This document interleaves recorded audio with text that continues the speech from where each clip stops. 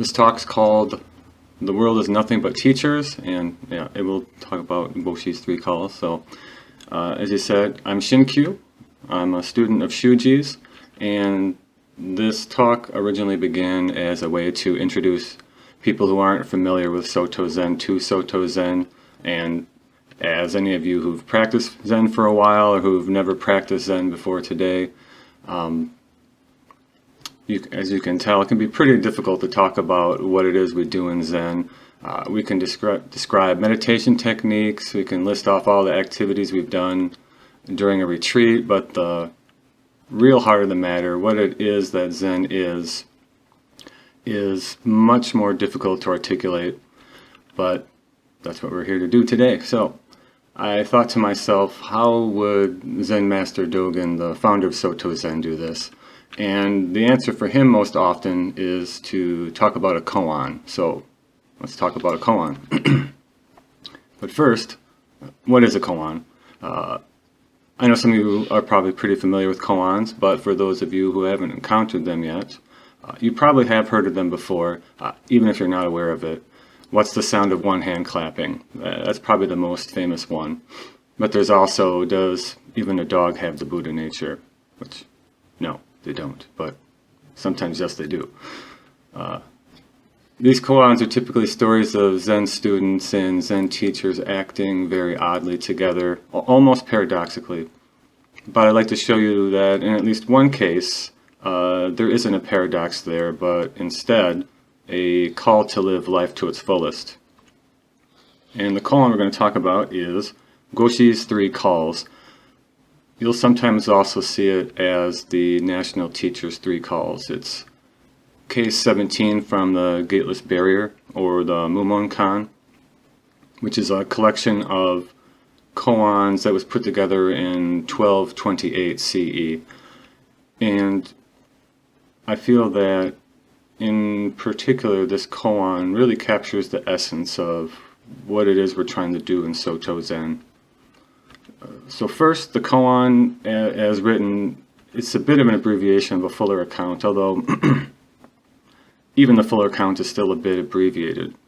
So I've added in a couple extra elements to flesh it out a little bit. So I'll read it and then we'll go over it more carefully. So it goes. One day, Guo-shi called to his attendant, "Dan Yuan."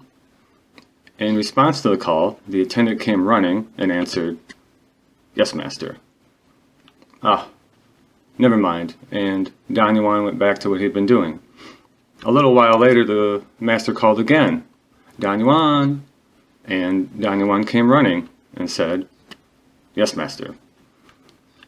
The master said, "Ah, never mind," and Dan Yuan went back to his quarters. And then the master called him a third time, "Dan Yuan," and the attendant came running and answered, "Yes, master." And then the master remarked, "I was about to say that I was ungrateful to you, but the fact is that you are ungrateful to me." That's it. Pretty straightforward. When I first read this koan, I thought to myself, what the heck is even happening here? I couldn't make heads or tails of it. One tricky thing with koans is that they're very removed from us historically and culturally, and really they're not meant to stand on their own. Once you've read through a koan, you have to go out and discover the backstory, find out who the protagonists are, what their relationships were, just a lot of background before what the koan is trying to do will become clear to you.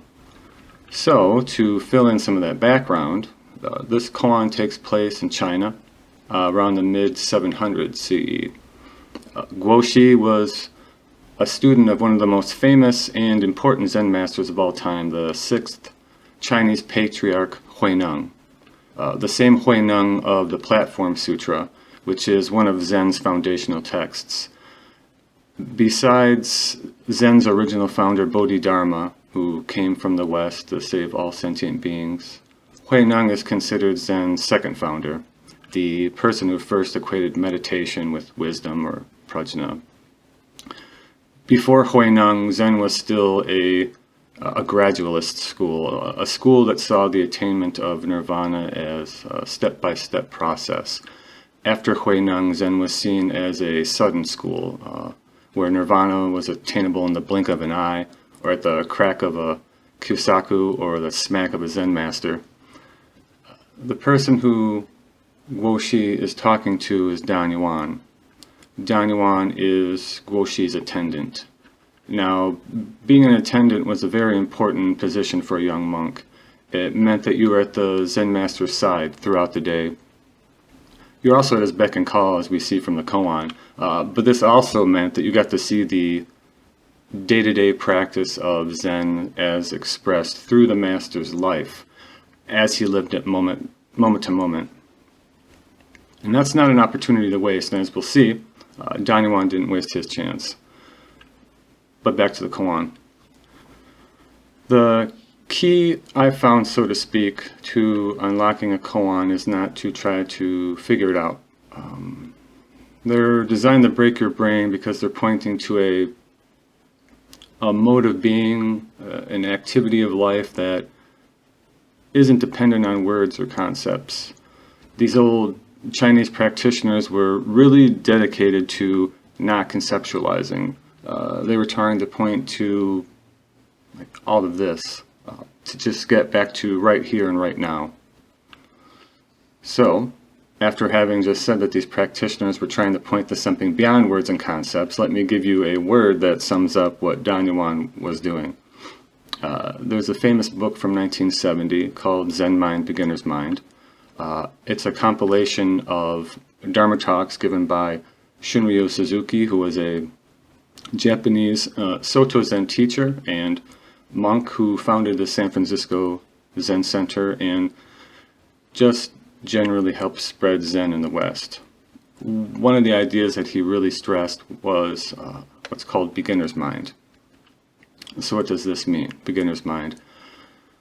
It's a way to talk about that state of mind where you don't have enough information about a topic to really have opinions about it at all, where there's really nothing but wonder and curiosity available. Like before you learned to drive, when you were just sitting in driver's ed class imagining what it would be like to be behind the wheel, or before you met your partner's family, like, who are these people that made this person that I love? Who could they possibly be? Shunryu is pointing towards a more open, honest way of interacting with the world, a type of interaction without preconceived notions. It's the type of mind where instead of saying, oh yeah, I know exactly what type of person you are, you say, I have no idea what type of person you are, but I want to know. Now, you might stop me and be like, am I really supposed to just let someone treat me like Guo-shi treated Dan Yuan? It can certainly look like Guo-shi is bullying Dan Yuan, but it's good to remember that these types of relationships, student-teacher relationships, student-student relationships, what have you, should be built on mutual trust and respect. And as crazy as some of these koan stories can get with their slaps and their kicks and any number of questionable occurrences, the truest realization of Buddhist training occurs when all parties involved have earned and displayed trust. We take vows to be of benefit to all beings, and that should be remembered, especially in situations like this koan. So, all that being said, let's go back to the koan again and take another closer look. There's Guo-shi, the master, who calls his attendant Dan Yuan 3 times. Each of these times, Dan Yuan replies pleasantly, seemingly undisturbed by Guo-shi's odd behavior. Similar to most koans, there's a give and take and interplay between the participants.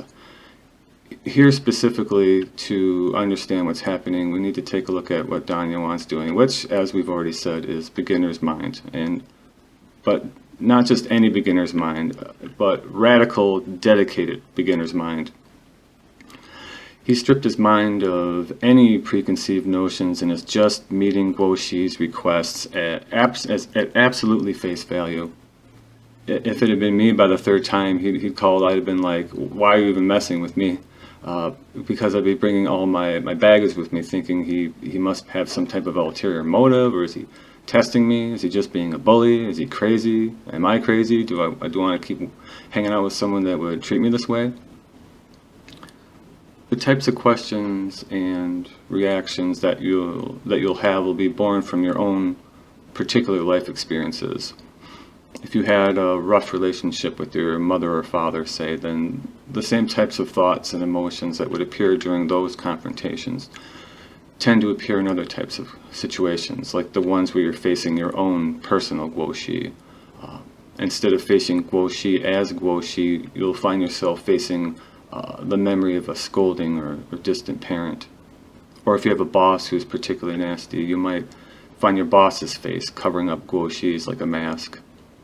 And then all the related emotions and ideas and behaviors will just spring right up out of that. Beginner's mind, however, is simply seeing Guo-shi as Guo-shi, seeing your mother and father as your mother and father, your boss as your boss, yourself as yourself. We often find ourselves spending our days arguing with ghosts of people who aren't even there, who we carry around inside of ourselves and fight against or long for or just lament.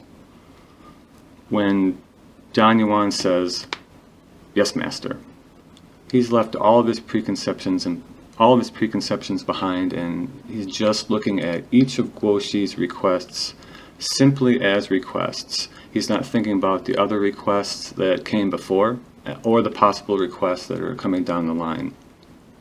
He's just facing what's right in front of him as what's right in front of him. That's it. So, that being said, let's take a look at Guo-shi's final lines again. They read, and then the master remarked, "I was about to say that I was ungrateful to you, but the fact is that you are ungrateful to me." There are a couple translations of these lines that I found. Another interesting one is, "I thought that I had transgressed against you, but you too had transgressed against me." So, why would Guo-shi think that he was being ungrateful to Dan Yuan, or that he transgressed against him? I think this is acknowledging a natural response to beginner's mind, where sometimes we do need our preconceived notions to help keep us safe or to keep us and our relationships healthy. We don't want to blot them out entirely from our minds, but we want to understand what it is they are and why they are like they are. Guo-shi is telling Dan Yuan that all those times he'd called him, Guo-shi himself hadn't been practicing beginner's mind. And so the reciprocity of their relationship in that moment had been broken. The same is true of Dan Yuan, but from the opposite perspective. Guo-shi called Dan Yuan 3 times in order to test him. He is ungrateful, and he has transgressed against Guo-shi in the sense that Dan Yuan's proven that he doesn't need a teacher anymore, because he's perfectly embodied the teachings. So in the true Zen fashion, to have been transgressed against is a positive statement here. It's good to remember that the Zen teachings aren't grand statements about the fundamental nature of reality, although you'll probably hear people talk about them that way, and Buddhists have been arguing about it for thousands of years. But the teachings are just a raft that we use to cross the river. Once we've crossed over, it's time to put the raft down. It may feel like we're being ungrateful to the raft, just leaving it there after it's been so essential for us, but I mean, sorry, raft, I'm not going to keep dragging you around with me now that I'm up on dry land. That's just ridiculous. So, all this talk about beginner's mind is good, but how exactly are we supposed to cultivate it? How do we make it happen in our own lives? That's a good question, because it ties right into the original question we had at the beginning of the talk, namely, how can we talk about Zen, and Soto Zen in particular? As Zen practitioners, we're the Buddhists who meditate. Now, almost all Buddhists meditate, but Zen people, and Soto Zen people in particular, really meditate a lot. We can get carried away with it a bit. However, the method is very, very simple. We call it zazen, which just means sitting meditation, and more specifically it's called shikantaza, which simply means just sitting. And that's the method. We find a comfortable seat, or we lie down if we're unable to sit comfortably, and face a blank wall and sit. That's it. This is how Soto practitioners develop beginner's mind. We face the wall and simply sit, just like how Dan Yuan answered those 3 calls with no preconceptions. Just us here in this very moment, right here, right now, as it is. This moment as this moment. But what is that? Being right here, right now. Every Dharma teacher is trying to express the Buddha Dharma, the Buddhist teachings, but we each have our own particular set of ideas or phrases that point to the heart of how it is that we conceive of and express the Dharma through our own particular body minds. For me, it's just always saying, be right here, right now. That's beginner's mind for me. That's the entirety of the Dharma. It all begins here, lives here, and rests here. Simple. But not too long ago, a Dharma brother of mine made a good point that got me thinking pretty hard about what it is that I've been saying all this time. He said basically, even a dog lives in the here and now, and they seem to be bound to their baser instincts. It's nothing to blame them about, but it's just their dog nature. And it kind of hit me straight in the brain and knocked some of those old conceptions loose and left me looking at a scattered box of puzzle pieces that I wasn't sure if they all quite fit back together properly. And it's a criticism that I've heard before from more than a few people, especially dedicated practitioners from other Buddhist paths. The Zen way often looks really strange to them, almost like it's missing important pieces. The question always seems to come down to, if we really are dedicated to living in this very moment without any preconceptions, wouldn't that mean that we'll be pushed and pulled by any old impulse? And that's almost like a koan in reverse, where instead of dropping conceptual mind to directly manifest this moment, we're called on to reverse engineer a theory of our own practice. And if we can't even answer a simple question like that, what's this practice we're doing? How sure can we be about what we're doing? Or how can we really be sure? And the thing is that my Dharma brother is right. We do run the risk of being caught by our baser urges. And it doesn't have to be anything as dramatic as the old standard sex, drugs, and rock and roll. Just pick any of the 3 poisons and ask yourself, what are the chances that we're not being delusional about something right now, or that we're angry, or that we're greedy about something, about anything? How could we ever hope to free ourselves from a situation like that? How could we ever establish a skillful practice with these types of stumbling blocks in our way? And as dire as that situation sounds, there is a simple trick. And by simple, I mean it can be summed up in a seemingly simple statement, but how it unfolds through the circumstances of our lives, that mileage may vary. And the trick? We bring the 3 poisons into our practice.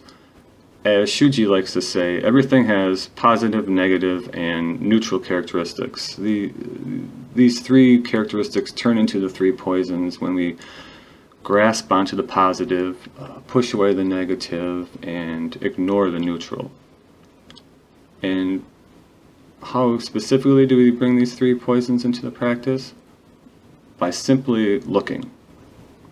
We watch when we push things away, that call to the doctor, that difficult conversation with a colleague. We see ourselves grasp after things. Just one more episode before bed, one more bite of ice cream before I'm done for good, I promise. And we see ourselves in delusion. That's the tricky one, at least for me, since in order to overcome that, we have to honestly see where we've fallen short, catch ourselves making the types of excuses that I just mentioned. And that takes practice and patience and diligence, and sometimes a willingness to listen to ourselves, to others. That requires building up the Dharma eye, the eye that can see us as we are, moment by moment, right here, right now, while we're exercising beginner's mind, when the lancet of zazen is piercing right to the core of this very moment. And all this comes to a head with the idea that the Buddha Dharma rises right up out of zazen. How exactly does the Buddha Dharma rise up from zazen? It takes a fierce and dedicated looking at this very moment right here, like we just talked about. And what is it that we're looking at? It's the very fabric of our lives. There's another old koan that gets to the same point. It concerns Zhuan Sha, a Zen master who lived in the late 9th century China. The koan takes place at a monastery where the sound of a nearby river is audible from the main hall. And it goes, "A monk said, 'As a student entering this monastery, I ask you to point me on the way.' Zhuan Sha, the master, replied, 'Do you hear that water flowing over the dam?' The monk said, 'Yes, sir.' Zhuan Sha replied, 'Enter there.' Or as I've seen translated elsewhere, 'That is your gate.'" So, the monk is just supposed to listen to the sound of water flowing over the dam. What does that have to do with anything we've been talking about? How does that have anything to do with the way, or with the rising up of the Buddha Dharma from zazen, or with being right here, right now? Allow me to dive a little bit further in the deep end, and then we'll resurface, and hopefully it'll all make sense. The thread that binds all of these teachings together is the teaching of the samskaras, or the mental formations. It's the fifth of the five skandhas, or the five aggregates. These five make up the early Buddhist conception of mind, of how we experience being human. So quite heady stuff. And it's also good to mention that you'll probably recognize these from the Heart Sutra, which touches on all these topics as well. So the five skandhas in summary are: 1. Consciousness. This is both the vital force that keeps us alive, and it's the force that drives our 6 sense consciousnesses, of which there are 5. Eye consciousness, ear consciousness, nose consciousness, tongue consciousness, body consciousness, and mind consciousness. 2. Form, which is to the eye what sound is to the ear. It's our perception of all the stuff out there. It leads us to believe that we're fundamentally separate from everything around us. 3. Sensation. This is our automatic, reflexive categorizing of all stimuli coming in from the 6 sense consciousnesses listed above as either positive, negative, or neutral. 4. Perception. And it's not like our English word perception, which means to be aware of something. Here it's more technical. It has two differing but complementary aspects. 1, when you encounter something that you've never seen before, our perception makes a list of unique characteristics of that object so that we can identify it again the next time we encounter it. And 2, which follows right from 1, it means using that list of characteristics to recognize that object again. So almost like memory.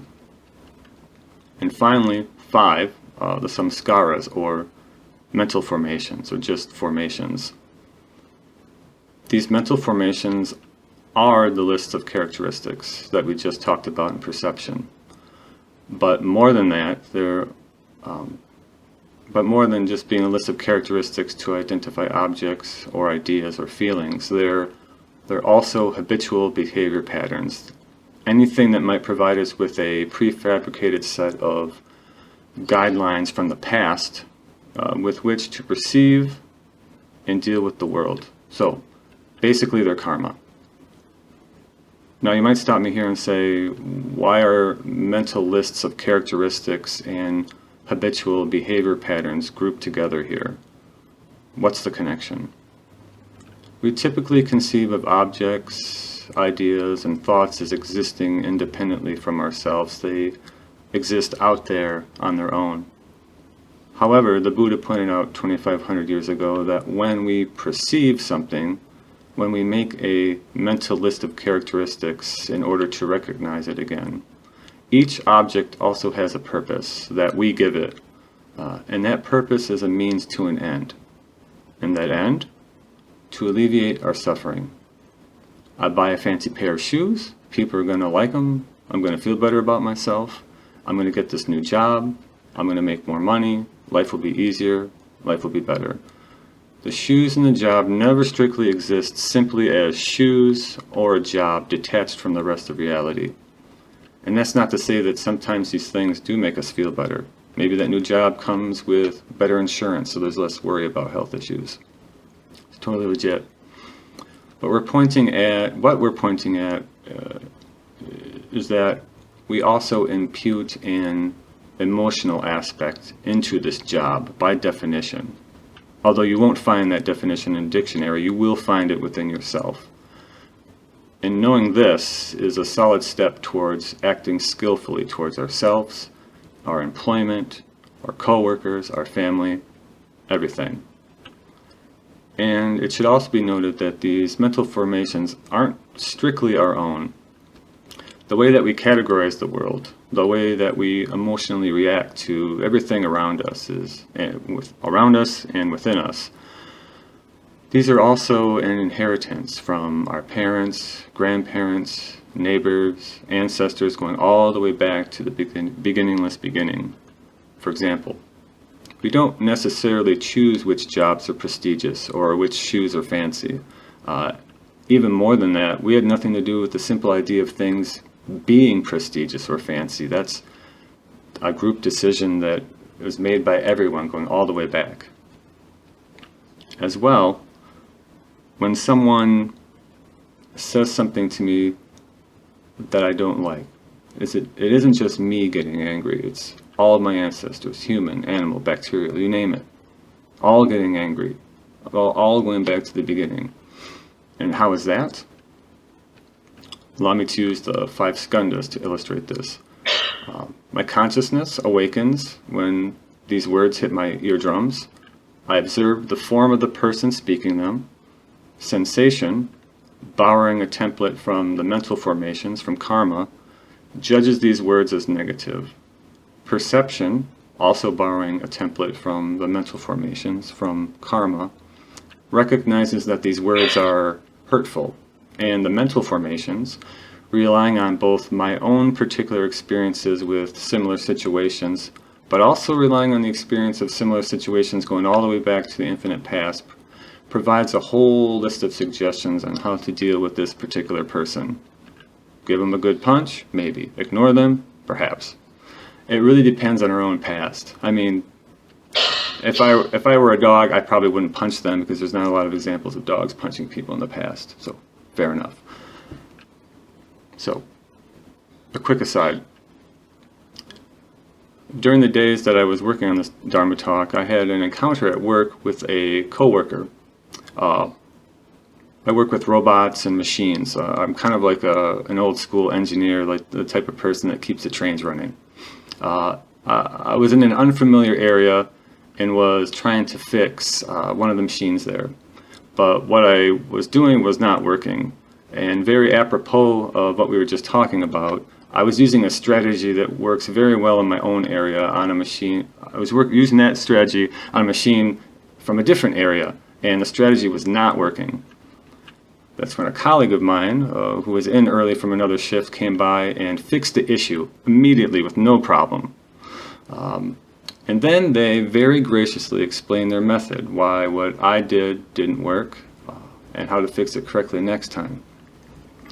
And all the while I listened, my mind, there was an entire cascade of excuses and angry recriminations, shameful confessions, and just a lot of unskillful nonsense just splashing around in there. These are the samskaras, mental formations, karma, old solutions to new problems. However, thanks to my Zen practice, I simply watched my mind just ooze out all this nonsense, and thanked my coworker and went about my day. But the things I could have said, the things I might have said in the past to this poor person who was just trying to help, that's the power of practice. In real time, we can watch ourselves, not react, gauge a proper response, and then give that response and just be on our way. So the detour is finally over. We'll return to the question we posed just a little while ago, namely, what does the sound of the water flowing over the dam have to do with anything that we've been talking about? And the answer? Listening to the sound of the water is an upaya. It's a skillful means, which breaks the cycle of consciousness, form, sensation, perception, mental formations, and back again, the Five Skandhas.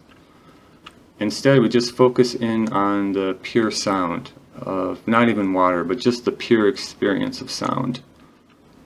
Dogen talks about this very process in the Fukan Zazengi, the Universal Recommendations for Seated Meditation, where he writes, "Put aside the intellectual practice of investigating words and chasing phrases, and learn to take the backward step that turns the light and shines it inward.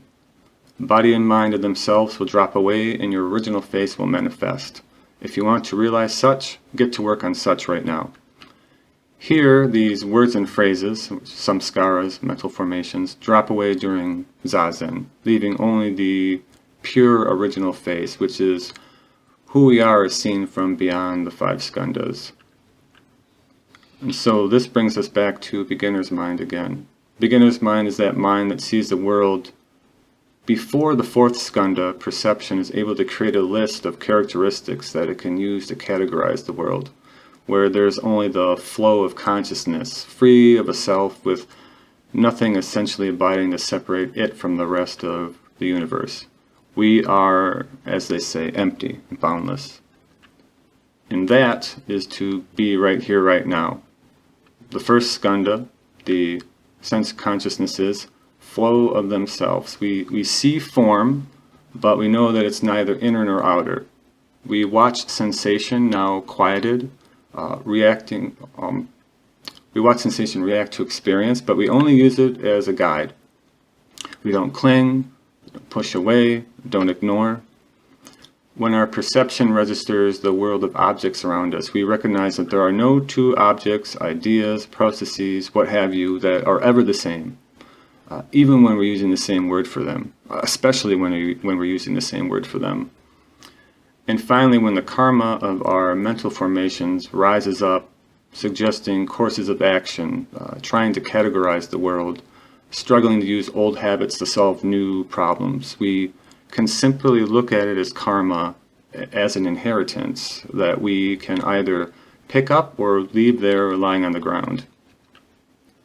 And all of this taken together is how the Buddha Dharma arises from just looking, from just being right here, just sitting silently in zazen, because what looks so silent and so still from the outside, and often I'll admit from the inside as well, is an energetic living in this very moment, in Nikon, as Dogen calls it. In the simple act of observation, we notice the processes of our life. And our interactions with this process, or as this process, reveal the Buddha Dharma. We see the skandhas arising. We feel the overwhelming impulse towards compassion, the need to save all beings, to free ourselves from suffering and dissatisfaction. The suffering and dissatisfaction, that's gripped us, that still grips us. This is Buddha Dharma. This is our lives. It's right here, right now in front of us. It's inside of us. It is us. It is what we are. In this very moment, in Nikon, we experience ourselves as the ever-flowing continuum of the skandhas, consciousness, form, sensation, perception, and mental formations.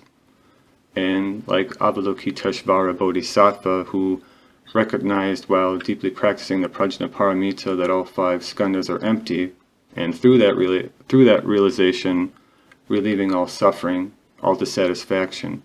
When we too realize that the skandhas are truly empty, that they have no inherent being, that they're always changing and always able to be changed at a moment's notice.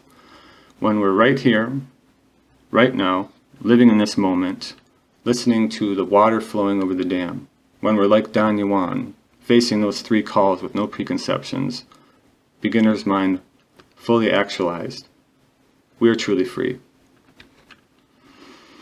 So when the Guo-shis of the world call out to us, and we can find our Guo-shis everywhere, that person who just cut us off in traffic, that guy who just said something rude to us in line, or the voices of relatives long gone that still haunt us, when our teachers call out to us over and over again, are we going to see the uniqueness, the unrepeatability, the suchness of those calls, of those situations of our lives?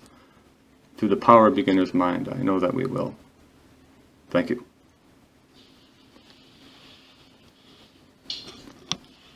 Any questions, Brian? Let me see. I'm going to adjust my volume real quick. Yes. I can hear you.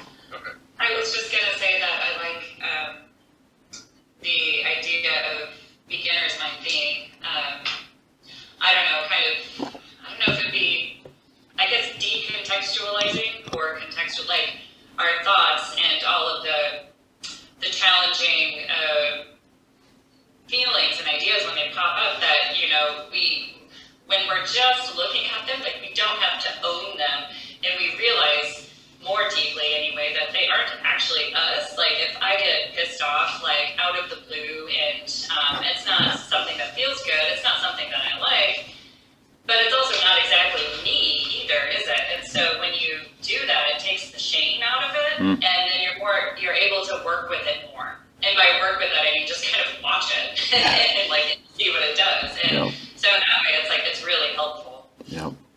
That's pretty much like, for me, that's almost the whole of the practice. Like I was saying, it all comes out of observation. There was and kind of what you're saying, like watching the anger arise. I'm in the process of reading another fascicle from the Shobo Genzo, the Daigo, the Great Enlightenment, where Dogen's talking about awakening and enlightenment, also not being separate from delusion, which is exactly what you're talking about, where our awakening is watching our delusion and then owning it, not owning it, just seeing it happen in real time. So instead of like trying to go to this rarefied realm where we're just these purely glowing beings with no issues and no problems whatsoever, what it looks like from the actual worm's eye view is just we're dealing with all our nonsense, really. It's moment to moment. Sometimes we feel good, sometimes we feel bad, sometimes we're angry, sometimes we're happy. Just got to look at it. Don't grasp it, don't push it away. It really makes a huge difference. Being someone that used to be like, I mean, maybe every now and then still, but I used to be a very angry person. Just about anything you name. Can't find my pencil. Ooh, I'm going to be real mad about that. Or something major, crash the car. Ooh, I'm mad about that too. Just these old cycles of karma that we get into. Usually passed down through the generations, just trying to solve a current issue with an old strategy that worked when, like, you're a little kid, throw a fit, get your way. Now you're 30 years old, throw a fit, still get your way. That's not good. But it's something that your brain can definitely tell you that, yeah, that's a great course. That's going to be a great course of action. But are you really living for the benefit of all beings when you're doing that? No. I don't even know if you're living for the benefit of yourself when you're doing that.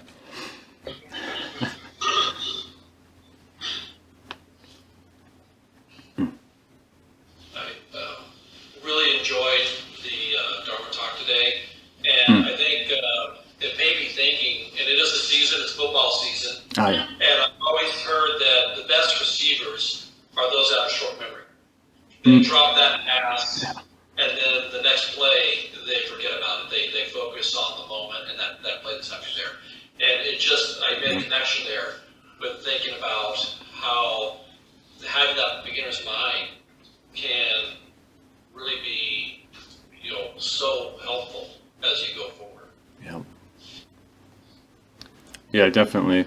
I'm not the biggest sports person, but I was every time I sit, and I watch a lot of samurai movies with my son, so every now and then I'll just be like sitting in zazen and some, like before giving this dharma talk, I'm like a little bit nervous. I'm like, well, samurai, when you're sitting there like facing their opponent, what are they doing? They're just calm in this moment. Like, where else are you going to be? Are you going to be running a million strategies, trying to like create a map of the world that you're going to run into, or do you really want to be in the world instead of this map that you've created? That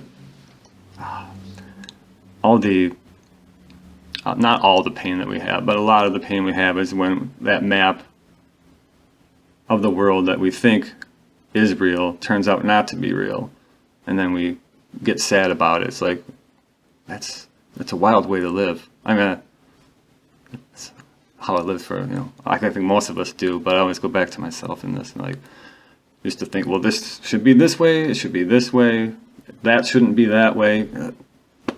Well, it is that way.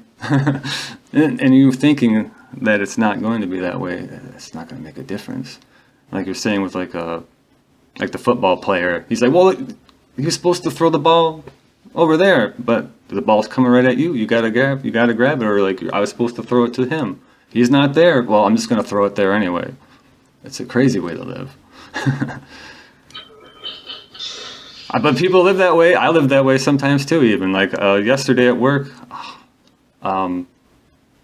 someone ended up not checking what they were supposed to check at the shift time, and I ended up having to do twice as much work as I normally would in another area where I'm not very comfortable with. And for like a half an hour, I was just, I was just practice your breathing. You can't change this situation. This just is what it is. I know it's supposed to be different. Is it supposed to be different? In my mind, I had the map of, I know what's going to happen when the shift changes. Well, it didn't. And if I go by the map that I had, nothing's going to get done properly. And then I'm just going to pass the nonsense on to the next guy. That's not living for all beings. That's living for me in this moment. It's not good. Yes. Anyone else? Anyone Zoom? Yeah, Max. So first off, thank you for your talk. Yes. I'd like to ask a little bit, going back to your distinction between like the living in the moment that's still driven by our baser instincts, like with the dog, versus this more vibrant sort of in the moment. I'm actually down with COVID now for the second time, and I have a lot of like brain fog going on right now. It's sort of beginner's mind, and that I can't. It's also definitely like sack of potatoes. Can't really do much besides being tied to the instinct. So. Like through this Q&A, you've been talking a lot about like getting swept up with these stories with the anger and bringing that energy down. But I was hoping you could speak a little bit more to bringing that energy up, or having sort of vibrancy when it feels like it can't. It feels like it. So okay, where can we channel this energy from, or? I think it really goes back to something that Shuji always says. You have to live for the benefit of all beings. It's not just me. It's not just you. I don't know your situation, but even we live in a society, as they say. We have to, even at the least, be an example for other people who are in the same situation that you're in. Now, if you you have COVID, unfortunately, and you're feeling down, like what type of example would you be setting for even someone you don't even know on the street, where you're just trudging along, just, I feel terrible, or if you walk by and you're just full of energy and they see this person walking by confidently with the zest in their step, and they're just, you're passing along something to everyone, but like where that comes from inside, for me, I know, like when I'm sick, I like to lie in bed and be miserable and not move, or on a weekend I like to lie in bed and be like, ugh, I worked so hard this week. But if I just sit up and look at the discomfort, look at the pain, and it's hard sometimes. It's so easy to get swept up and be like, oh, it's unfair, this shouldn't have happened. So it's those maps that we have again. This is what should have been.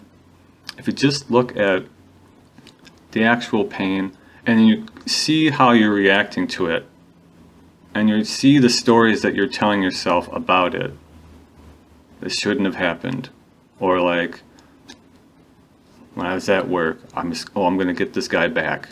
He screwed me over. I'm going to get him. I'm going to get him sometime. So it's not necessarily the pain. The actual physical pain it sucks too, but when we're telling us those stories about justifying how we should be feeling bad right now,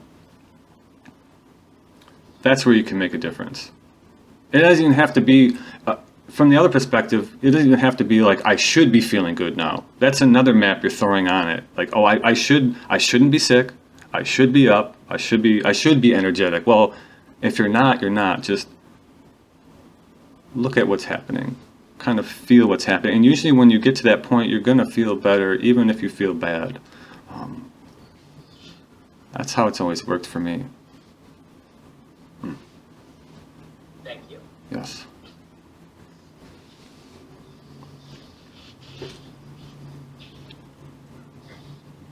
Anyone else?